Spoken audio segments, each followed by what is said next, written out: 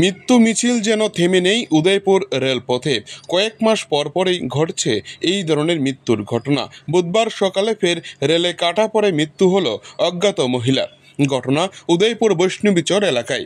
জানা যায় এদিন সকালে সাব্রুম থেকে আগরতলাগামী ডেমু রেলে মৃত্যু হয় এই মহিলার।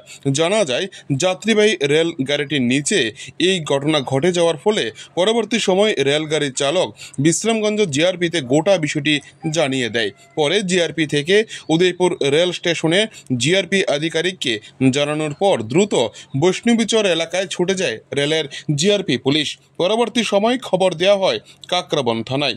পরে কাকরাবন থানার পুলিশ ঘটনাস্থলে পৌঁছে মহিলার মৃতদেহটি উদ্ধার করে উদয়পুর টেপানিয়া জেলা হাসপাতালের মর্গে নিয়ে যায় ময়নাতদন্ত করার জন্য।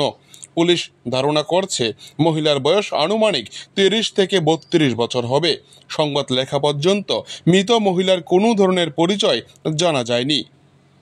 উদয়পুর থেকে নিজস্ব প্রতিনিধি রিপোর্ট, টিভি 100 বাংলা। আজকে সকালবেলায় এই অনুমান 10টা 20 বা 22 এমন টাইমে বিশ্রামগঞ্জর ওসি আমার ইনফর্ম করছে ওভার টেলিফোনে। ওইখানে গিয়ে বলে কাঠ ডেমো সাবরুম আগরতলার ডেমো কাঠ, ওইখানে গিয়ে ইনফরমেশন করছে যে 48-9 কিলোমিটারে একজন এই ফিমেল রান্নাবার হয়েছে। তো আমি খবরটা পেয়ে সঙ্গে সঙ্গে আইলাম, স্পটে আইলাম। আমি আমার একজন স্টাফ নিয়ে তাড়াহুড়ো করে আইলাম। দেখলাম এখানে একজন মহিলা অপরিচিত, অনেক লোক আছে, তারাও কেউ আইডেন্টিফাই করতে পারছে না। তো আমি সঙ্গে সঙ্গে এসএসকে ইনফর্ম করলাম এবং আরকেপুর ওসি এবং কাকরাপন ওসিকে ইনফর্ম করছি। অবশেষে জানা গেছে যে এটা কাকরাপন পিএসের আন্ডারে।